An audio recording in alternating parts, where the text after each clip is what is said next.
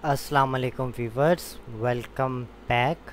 हमेशा की तरह स्क्रीन के ऊपर आपको हमारा फेसबुक, गूगल, ट्विटर, यूट्यूब और ब्लॉगर का लिंक नज़र आ रहा होगा। तो आप चाहें तो हमें इनमें से किसी भी साइट के ऊपर ज्वाइन कर सकते हैं। अब चलते हैं हम अपने लेक्चर की तरफ। लेक्चर नंबर 14 है और इसमें हम पढ़ेंगे एक्सेल के जो पावर फंक्शन जिनको हम कहते हैं उन्हें पढ़ेंगे, जिसमें से हमारे पास सम इफ़ है, सम इफ्स है, काउंट इफ़ है, काउंट इफ्स है, एवरेज इफ़ और एवरेज इफ्स है। ठीक है, तो बारी बारी हम सारों को देखेंगे। ठीक है, इन तमाम के तमाम का हम प्रैक्टिकल करके भी देखेंगे। सिंपल सा फार्मूला है, सम इफ़ कंडीशन पे सम करता है। ठीक है, मैंने कहा इज इक्वल का निशान, सम इफ रेंज बताई इसको और क्राइटेरिया बता दिया अपना। ये उस रेंज के अंदर क्राइटेरिया से मैच कर रहा होगा तो हमें टोटल करके बता देगा। ठीक है, सम इफ्स को हम यूज़ करते हैं जब हमारे पास मल्टीपल क्राइटेरिया होते हैं। तो इसमें हम इज इक्वल का निशान लगाते हैं, सम इफ्स करते हैं, जिसको सम करना है उसकी रेंज देते हैं, फिर जिस डेटा के ऊपर हमारा क्राइटेरिया हमने लगाना होता है क्राइटेरिया की रेंज देते हैं। ठीक है, फिर जो हमारा क्राइटेरिया होता है उसको हम देते हैं। ठीक है, फिर देन कॉमा, फिर अगला क्राइटेरिया। ठीक है, क्राइटेरिया की रेंज हो गई और क्राइटेरिया हो गया। फिर अगर और मज़ीद हमारे पास क्राइटेरिया है तो सेम कॉमा लगाएंगे, क्राइटेरिया रेंज देंगे, क्राइटेरिया दे देंगे।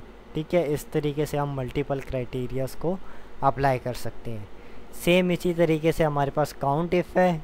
ठीक है, काउंट इफ़ में क्या है, रेंज आपको बतानी है और क्राइटेरिया बताना है। ठीक है, अगर उस क्राइटेरिया से रेंज में जो चीज़ भी मैच कर रही होगी उनको काउंट करके आपको बता देगा। ठीक है, सम जमा करता है, काउंट जो है वो गिनती करता है कि कितनी तादाद है। ठीक हो गया।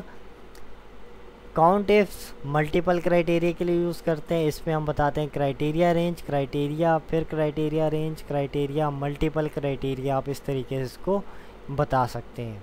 ठीक है, और क्राइटेरिया लगाना है, कॉमा लगाएं, क्राइटेरिया रेंज दें, फिर उसके बाद क्राइटेरिया दे दें, ख़त्म। ठीक हो गया। अब बात करते हैं एवरेज इफ़। एवरेज इफ़ में हम लोग रेंज देते हैं। ठीक है, ये रेंज, उसके बाद हम क्राइटेरिया दे देते हैं।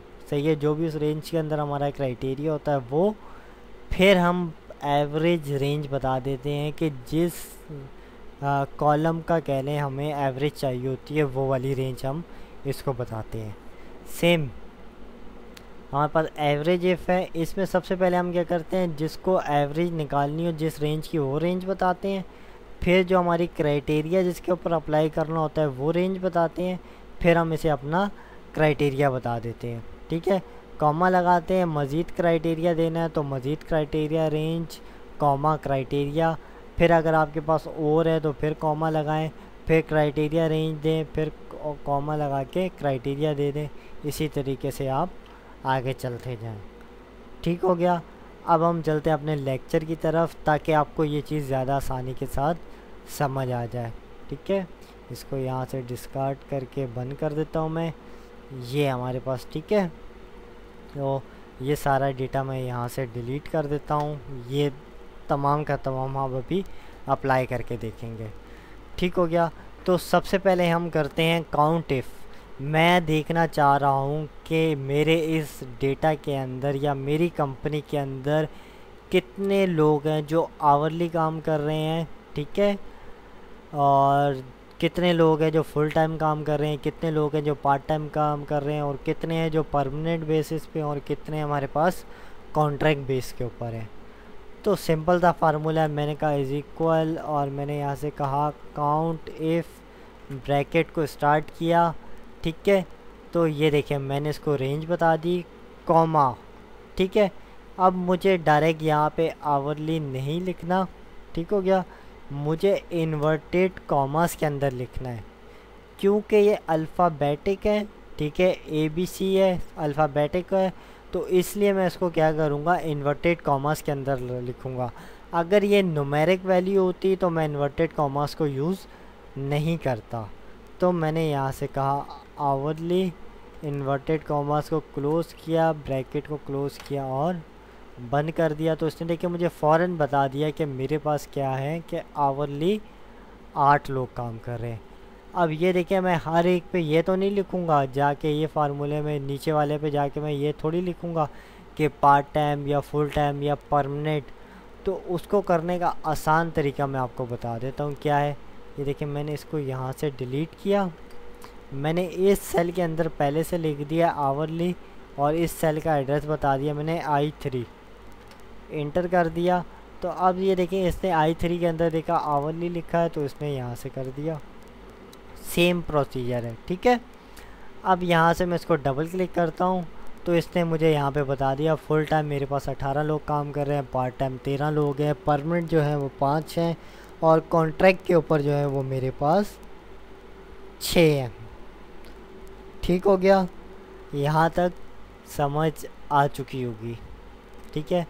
एक और बार इसको देखते हैं। मैंने यहाँ पे कहा काउंट इफ, ब्रैकेट स्टार्ट की, अब मैंने इसको न्यूमेरिक डेटा दे दिया, ठीक है, न्यूमेरिक रेंज दे दी, कॉमा। अब मुझे यहाँ पे जो बड़े हैं या बराबर हैं 7 साल से, मतलब जिनकी सर्विस या तो 7 साल से ज़्यादा है या 7 साल के बराबर है, मुझे उन लोगों को क्या करना है, ढूंढना है। तो यहाँ पे मुझे कंडीशन देनी है, सिंपल न्यूमेरिक नहीं है। सिंपल न्यूमेरिक होता तो मैं यहाँ 7 लिख देता, लेकिन यहाँ पे मुझे कंडीशन अप्लाई करनी है तो मैं इन्वर्टेड कॉमास के अंदर लिखूँगा। मैंने कहा greater than is equal 7 inverted commas बंद और ब्रैकेट को यहाँ से मैंने बंद कर दिया, देन मैंने इंटर कर दिया। तो इसने मुझे काउंट करके बता दिया 46 ऐसे लोग हैं जो 7 साल के बराबर या 7 साल से ज़्यादा जिनकी सर्विस है। ये भी समझ आ गया होगा। अब चलते हैं हम, सही है। अब मुझे देखना है कि मेरे पास ये जो डेटा है इसमें पार्ट टाइम के जो एम्प्लॉइज़ हैं मैं इनको कितना पे कर रहा हूँ या मेरी कंपनी इनको कितना पे कर रही है, ठीक है। तो मैंने यहाँ से कहा सम इफ़, ब्रैकेट स्टार्ट, रेंज इसको बताई मैंने, ठीक है, ये मेरी रेंज हो गई, कॉमा। अब मुझे क्या करना है, पार्ट टाइम वाले एम्प्लॉय करने हैं, अल्फ़ाबेटिक है तो इन्वर्टेड कॉमास में मैंने लिखा पार्ट टाइम, इन्वर्टेड कॉमास को मैंने क्लोज़ किया, कॉमा लगाया।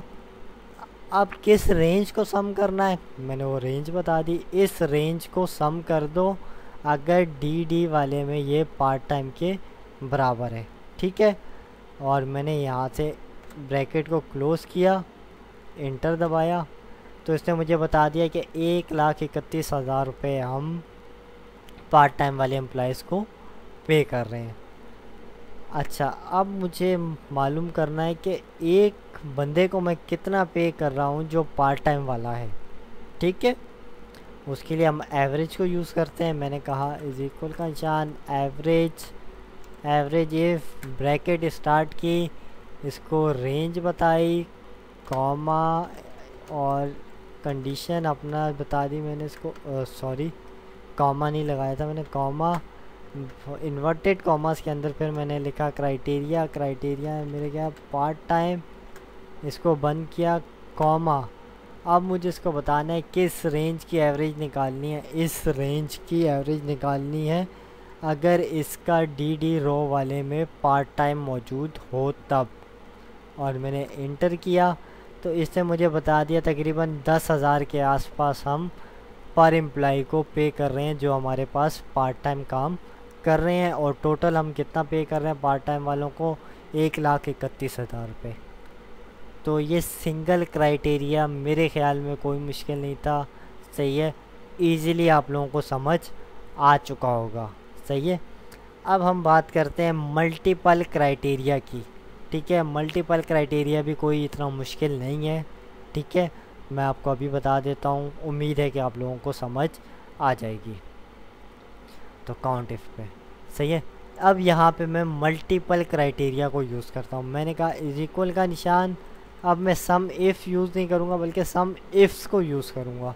तो मैंने इसके साथ में एस लगा दिया, ब्रैकेट को स्टार्ट किए तो हमारी नॉलेज के लिए, याद आने के लिए मुझे बता रहा है कि नीचे देखें सम रेंज, तो यहाँ पे मैंने कहा इस रेंज को सम करना है, ठीक हो गया, कॉमा।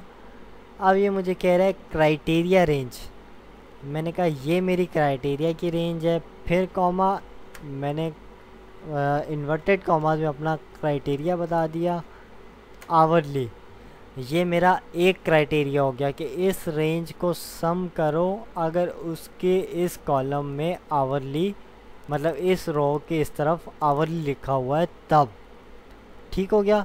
फिर मैंने कहा कॉमा, और दूसरी क्राइटेरिया की रेंज मैंने इसको बता दी, ये मेरी दूसरी क्राइटेरिया की रेंज है, कॉमा। अब मैंने इसको क्राइटेरिया बता दिया जो बड़ा हो या बराबर हो 7 से, और यहाँ से मैंने इन्वर्टेड कॉमास को क्लोज़ किया, ब्रैकेट को क्लोज़ कर दिया।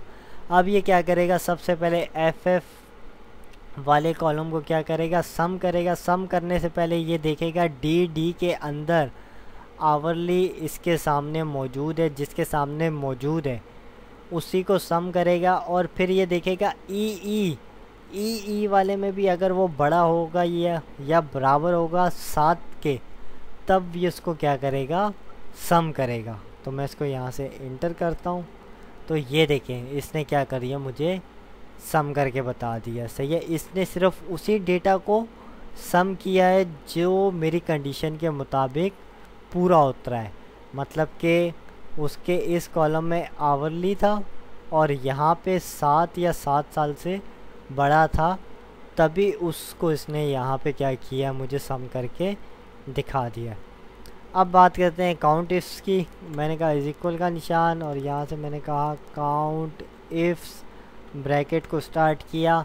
अब यहाँ पे देखें सबसे पहले मैंने इसको क्राइटेरिया की रेंज बता दी, मैंने कहा कि ये मेरा क्राइटेरिया का रेंज है, बल्कि इसको हम कर लेते हैं इसी के ऊपर, ठीक है। और मैंने कहा कॉमा, इन्वर्टेड कॉमास के अंदर मैंने लिखा फुल टाइम, ठीक है, मुझे काउंट करना है फुल टाइम वालों को, कॉमा, सही है। दूसरी कंडीशन वाली रेंज बतानी है, मैंने कहा ये दूसरा मेरा क्राइटेरिया है, फिर मैंने कहा कॉमा, और यहाँ पे इन्वर्टेड कॉमास में सेम वही कंडीशन बता दी मैंने, बड़ा हो या बराबर हो 7 साल से, मतलब जिसकी सर्विस ज़्यादा हो या बराबर हो 7 साल के से, ठीक है, और वो फुल टाइम भी काम करता हो, वो कितने लोग हैं, ठीक है। और मैंने इंटर कर दिया, इसने मुझे काउंट करके बता दिया टोटल 17 ऐसे लोग हैं, ठीक है। यही काम अगर हमें ख़ुद से करना होता तो बहुत मेहनत करनी पड़ती और उसमें गलती के चांस भी ज़्यादा थे, और यहाँ पे ये सारी चीज़ें कवर हो जाती हैं, तो इस वजह से हम इनको कहते हैं पावर फंक्शन। इज इक्वल का निशान एवरेज इफ्स को यूज़ करते हैं, मैंने कहा एवरेज इफ्स, ब्रैकेट को स्टार्ट, यहाँ से जिस रेंज की एवरेज करनी है मैंने कहा इस रेंज की एवरेज कर दो, कॉमा, ये मेरा क्राइटेरिया है, क्राइटेरिया अगर मैच करता है आवरली से, ठीक है, फिर ये मेरा क्राइटेरिया है, ये भी मैच करना चाहिए किससे, मैंने कहा ज़्यादा हो या बराबर हो 7 के, तब मुझे एवरेज निकाल के दे दो, ठीक है। तो उसने मुझे एवरेज निकाल के दे दी कि टोटल हमारे पास, जिसने मुझे बताया फुल टाइम वाले जिनकी सर्विस 7 साल से ज़्यादा थी या 7 साल के बराबर थी, टोटल 17 लोग हैं। और यहाँ पे मैंने काउंट किया है कि पर पर्सन को हम कितना दे रहे हैं, तकरीबन 9,900 के आसपास हम उनको पे कर रहे हैं, ठीक है। ये भी समझ आ गया होगा, नहीं समझ आया तो मुझे कमेंट्स कर दीजिएगा, मैं दोबारा आपको इसको समझा दूंगा या टेक्स्ट कर दूंगा फेसबुक के ऊपर ही, आपको मज़ीद अच्छे तरीके से समझाने की कोशिश कर लूँगा, ठीक हो गया। अब बात करते हैं, मेरे पास ये है डेटा, ठीक है। अब मुझे इस डेटा को क्या करना है, कैलकुलेट करना है मुख्तलिफ। ये छोटा सा मैंने यहाँ पे टेबल भी बनाया हुआ है, ठीक है। इस टेबल को मैं यहाँ से डिलीट करता हूँ, ठीक है। अब देखिए ये मेरे पास शिपिंग ज़ोन है और ये मेरे पास पार्सल के साइज़ है और ये मेरे पास डेटा है। अब मुझे यहाँ पे कैलकुलेट करना है कि जिस पार्सल का साइज़ 1 था और वो जोन 1 में गया है, मुझे कैलकुलेट करना है कि उस पर मैंने कितना एक्सपेंस किया है। सेम इसी तरीके से 2, 3, 4, 5 और इसी तरीके से साइज़ 2 में भी सारे आप जाते जाएं। ठीक है, तो उसको हम किस तरीके से कैलकुलेट करेंगे। ठीक है, मल्टीपल क्राइटेरिया है। ठीक है, तो इसको हम किस तरीके से यूज़ करें। मैंने इज इक्वल का निशान मैंने यहाँ से कहा सम इफ्स, मल्टीपल क्राइटेरिया तो सम इफ्स को यूज़ करेंगे। ब्रैकेट को स्टार्ट किया, सम रेंज बता दी मैंने, कॉमा क्राइटेरिया रेंज। सही है, तो मैंने यहाँ से बता दिया ये मेरे क्राइटेरिया की रेंज है। ठीक है, फिर मैंने कहा कॉमा क्राइटेरिया क्या होगा, मैंने यहाँ से ये सेल का एड्रेस बता दिया, कॉमा। ठीक है, अब मुझे दूसरा क्राइटेरिया बताना है, शिपिंग ज़ोन, ये मेरा दूसरा क्राइटेरिया की रेंज है, कॉमा, और यहाँ पे मैंने इसको बता दिया ये मेरा क्राइटेरिया है। ब्रैकेट को यहाँ से मैंने क्लोज़ कर लिया। इसको मैं बना लेता हूँ एब्सोल्यूट रेफरेंस, F4 को हिट किया है, इसको भी मैं बना लेता हूँ एब्सोल्यूट रेफरेंस, क्योंकि नीचे जब हम पेस्ट करेंगे तो ये टेबल हमारे पास चेंज नहीं होना चाहिए। ठीक है, अब बात करते हैं यहाँ पे, मैं इसको चेंज करता हूँ। ठीक है, सही है कि मेरे पास जो है ये क्यू, सही है, क्यू वाला कॉलम चेंज नहीं हो, बल्कि मेरे पास क्या हो, ये वाली, ये जो 3 है, सही है, ये 4 हो जाए, 5 हो जाए। तो मैंने क्यू के शुरू में डॉलर का निशान लगा दिया। सेम इसी तरीके से मैं इसको एब्सोल्यूट रेफरेंस करता हूँ ताकि ये भी चेंज ना हो। और यहाँ पे मैंने फिर F4 को हिट किया, F4 को हिट किया।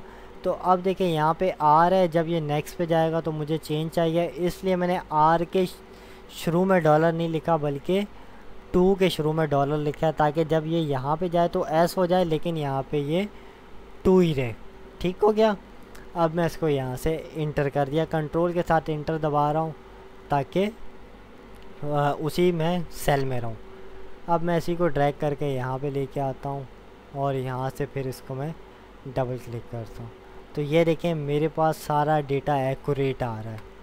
ठीक है, अगर मुझे इनको टोटल करना है तो मैं यहाँ से सिलेक्ट करूँगा, या फिर इसको सारे को सिलेक्ट कर लें और यहाँ से ऑटो सम को क्लिक कर दें।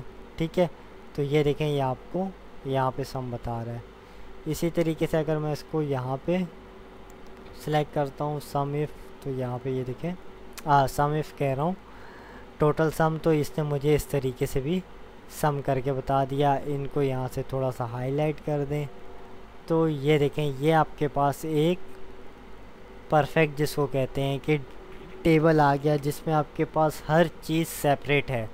हर जोन में आपने किस में कितना यूज़ किया उस तरीके से भी है, टोटल एक जोन में कितना खर्च हुआ, दूसरे जोन में कितना हुआ, तीसरे में कितना हुआ, फिर साइज़ के लिहाज से भी ये कंप्लीट का कंप्लीट आपके पास एक चार्ट बना हुआ आ गया। समझ आ गई हो तो बहुत अच्छी बात है, नहीं समझ आई तो उसको रिमाइंड करके देख लीजिएगा, फिर भी नहीं समझ आए तो मुझे टेक्स्ट कर दीजिएगा। ठीक है, मैं कोशिश करूँगा इसको ज़्यादा बेहतर तरीके से आपको पढ़ाने की। ठीक हो गया, दुआओं में याद रखिएगा।